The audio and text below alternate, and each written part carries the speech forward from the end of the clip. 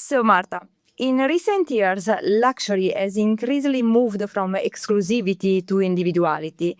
From your perspective, what are the key trends driving the shift towards personalization in the luxury market today? Well, next time is easy question. Okay. Well, it's quite broad. From our perspective, now we're seeing that brands do complementary things, but in a way very, very different. So they are enlarging their portfolios to meet these new audiences. So putting other easier purchasable products within the portfolio so they can get to the Gen Z and Alpha. But at the same time, they are also fostering the highest brand proposition. So with personalization, with Manicamba experiences, like nurturing a lot this VIC kind of group. So it's getting more and more complicated to play within the luxury space. And so the trends, we work with a company called Future Lab, you might know it. And they are the ones like giving us a lot of insights in trends. And what we are seeing is that right now in the luxury space, to be an important player, you need to remain culturally relevant. And I think it's a great example, this Milan Design Fair, because when you walk around the stores, you see what others are doing. So we were yesterday at Loewe, and it has nothing to do with product. It's all about the experience and the storytelling and the cultural input that they are giving Milan, the city, and also Hermes and also other really iconic luxury brands. So it's really, really important to invest in being culturally relevant, I would say. Then something else is being a little bit bold and avant-garde, kind of. So trying to be a little bit irreverent in the way you show things, and also emotionally connecting with your audience. So you need to bring experiences. You need to do something different, because right now when you move and when you visit spaces, you expect to have like a memorable experience. So it's not anymore about the product, but it's about the way it makes you feel. So for us, we really need to work there, and within sound and vision, I believe it's quite intuitive and it should be, I'm not going to say easier, but it should be, something we should be able to make, and that's what we're on.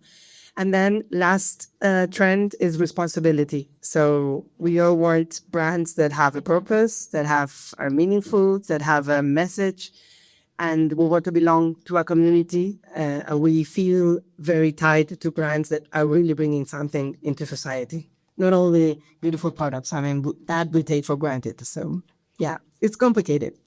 You can see. Always. So, how is important is today for a luxury brand to offer a bespoke experience, and how does Bang & Olufsen approach this expectation from clients that you are used to this kind of exclusivity? Well, yeah, really tied up to what I was saying, and I think I mentioned like this Manicamba experiences and the unique products. We're seeing a trend in consumers, and that's why we're really like leveraging our brand proposition with our Atelier program, because we were getting a lot of people that were asking for even more special products. So we've already, always been in the boots in B&O, because we always offer like 3 types of aluminiums and 3 types of woods in general. So you already have quite a unique product as you need to combine. But we were getting more and more these requests of a special made products just for yourself, like under request. So it's something that we're really seeing, and so we are responding to a demand, and we're seeing it in other brands. And I recently read, actually, well, we know about the 20% of your customers buy the 80% of your portfolio, that kind of thing. But I saw something like even more impressive, and it was like the 3% of one brand, I'm not going to say which, was buying like the 30%. And that's amazing. So that's why we really need to invest in this VIC customers. So the same way as I was saying at the beginning, you need to also have large portfolios, but we really, really need to take care of these high worth network individuals, because they are really there in the market. They're looking for something truly special. And if us as brands don't see that demand, put them in the center, and are able to offer them something really unique, then we will lose the momentum. Yeah. We'll lose the, yeah. So Totally agree. So right now, let's talk about a limited edition, because in a world of mass production, scarcity is more valuable than ever. In your view, how do rarity and uniqueness contribute to emotional value of a luxury product? well, already belonging to a brand, that kind of sentiment of belonging and really being aligned with the brand proposition already makes you feel quite unique. And if you are able also to own a special like masterpiece, kind of one of a kind, and something that it's very, very special and no one else really has it, you feel even more involved and even more unique. So as we've been launching these limited editions for now about 2 or 3 years, I think, but we haven't done it really a very consistent way, I would say. So we've been launching them without really having a very consistent strategy behind. But anyway, they have been a success, and we make very limited numbers, and we choose selected stars, and our stores make the selection of who to sell it to. And then otherwise, sometimes we also do it on e-com, because incredibly for us, and I don't know if it's incredible, but yeah, for me, it was quite surprising to see. E-com is a very important channel for us in terms of limited editions. Yeah. And maybe you wouldn't expect it because you think Yeah. you're a bit need to touch and need to, because they're obviously they're higher in every sense. But yeah, through e-com, we do sell a lot. So, more limited editions really work, but you really need to bring something into them. So it's not only for us, it's like making a very, very special blended color, maybe making a collaboration with a brand. So we bring their materials and their expertise into the product. We, we do a special kind of packaging. Well, we change a lot of things, and especially we invest a lot in the storytelling, because if we are doing something special, it's because the designer behind or someone in store, it really has something to say. It's not only about just anodizing it in another very nice color and putting it there. It has much more behind. So yeah. Perfect. So let's move into the heart of today's conversation. That's Atelier. What does Atelier represent for Banks & Olufsen, and what inspired the concept, and how does it reflect the brand's vision for the future? So Atelier. So this is because it's like a going conversation. So there are things I've already mentioned about the way we've been doing with the limited editions up to now, and the way we've been answering our customers' requests with bespoke products, but it wasn't really organized. So right now what we've done is, this year, I don't know if you know, and if you don't know, I'm telling you, this is our 100-year anniversary. So in November, we'll turn 100, the 17th of November. So that's why it was a really like iconic year for us, and where we're bringing a lot, we're doing a lot of different things and bringing a lot on the table. So this was a program we launched in January to like start off this very, very important year for us.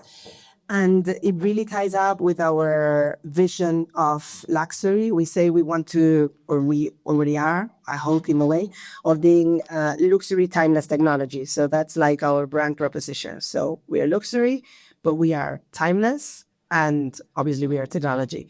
So I think Atelier really shows this proposition, because it's all about craftsmanship, it's all about uniqueness, it's all about long-lasting things, longevity. Well, B&O is all about longevity in general since we were born. But Atelier really captures this brand proposition and all these values. So what we've done is we've put it all together, all these things we have been doing in the past, not consistently, and we've launched it in a like tied up way. So we have 3 levels within Atelier.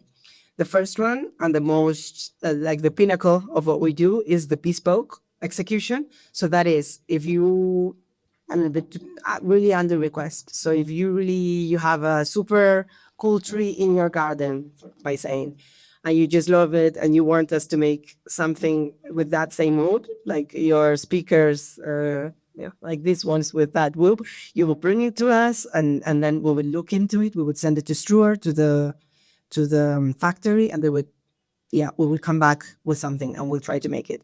Because our claim is for this program is you dream it, we craft it. So it is quite an ambitious proposition, but it is 99% true, I would say, to be compliant.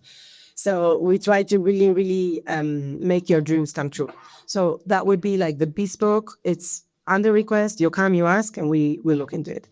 Then we have limited editions, as I was saying before. These are the things we choose for you. We make in very, very limited numbers. They come engraved. They come with a certificate. They come with a special packaging, obviously special storytelling. So they have all this envelope to wrap it up and to make you feel truly special and owning something really rare and unique and make you feel unique. And then the last part of the program is the Atelier catalog, and that's what I will show you in a minute. And it's a digital one. You can build it digitally, but it's we offer like different combinations of aluminum, wood, and fabric. So you have like a lot of colors, like 20, 25 in each. So you can get to up to 500,000 different combinations. So it's already really quite personalized too. But that's something we want you to play with, so you can do it at home with the digital composer we built. But then, if you are not interested in having one of these and you want to order it, you always need to come to store. So the selling ceremony happens in store. You can play around, but then in store. And for you as architects and interiorists, this is work in progress, what we are doing with our site. But the idea is for you to have a file that you can download, like in AutoCAD, so you can put it in your project. So we really want to match you, and you are one of our main audiences for this program because we believe you are the ones that can help us share what we are capable of and bringing it to your customers, and really making everyone's world like a little bit more resonating with who they are and more fancier and nicer and colorful. So Atelier is also all about color. And yeah. And so personalization today isn't just a physical and it's also digital. So can you tell us a little bit more about the digital composer and how this tool redefines the luxury experience in a connected world? Okay, maybe I can is there an iPad? I can show you. For now we have 5 products, 5 from the 4 or 5. I'm not quite sure right now from the stage category. So you can play around and you can define it. Yeah. So the IT team has done an amazing work, like trying to bring to life what we are and making it look like really flawless, really easy to build, and also like as luxurious as it can be, showing our brand values. So you enter the composer, then you see, the programs you can build. So right now you have BLab 8, 28, 50, and theater. Harmony is coming, and BLab 90 is coming too. And the idea is to finally end the year with a larger portfolio. So you have, very similar to what you will find in on our website. You will also find it here. So it's on our site on olufsen.com, and you have on the left, there's a menu, and it says Atelier. Or otherwise, in each product page of these chosen products, you also have I want to build mine. Okay. So let's just choose this, the BLab 8. So we would say compose. You have fast mode if you are in a rush or not. You shouldn't be in a rush if you're creating an Atelier product. But if you want to do it quicker, you have a fast mode. You see, quick compose, or you have the start composing, take your time, and choose. And so okay. Well, actually, right now I should have done the quick compose bit so you can see. So in the middle of the composing, for sure, you have the videos, in our facilities in the factory. So you see, what's behind and why, everything is really, really exclusive and made by hand. And so you understand what you're buying. Aluminium is one of our main materials for sure. So we're always speaking about aluminium and wood.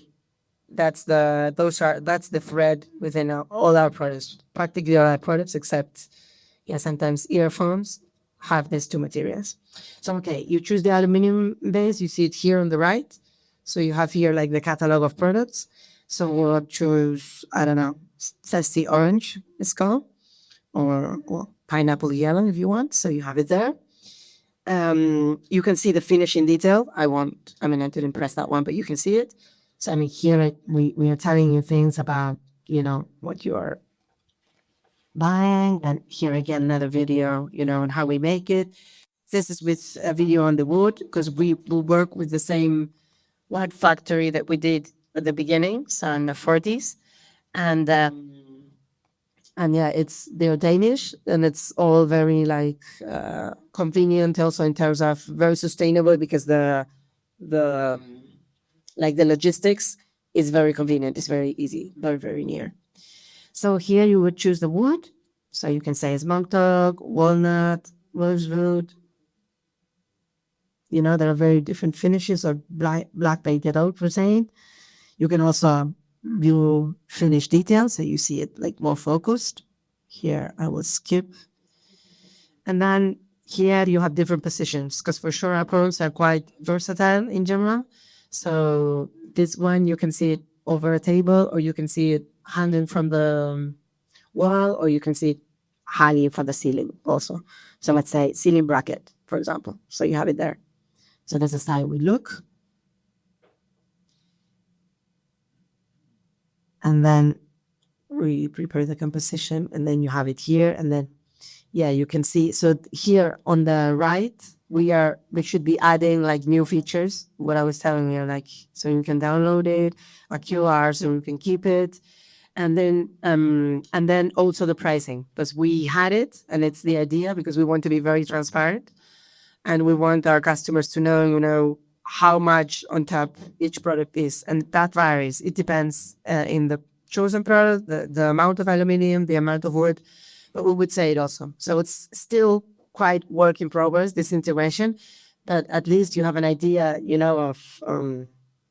of how it looks like and what the execution is. You see here, you can zoom, you can see it, from different angles.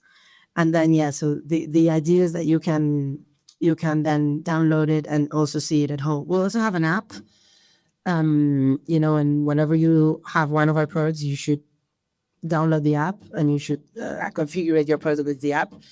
And with the app, you are also able to see it with AR, the products within your room or at home. So, but still we have room to go here with all the digital execution. So it's work in progress, so more will be coming here. So the price, and for you, more interesting, this way of downloading the files, so you can keep the products and then you can use them in your projects.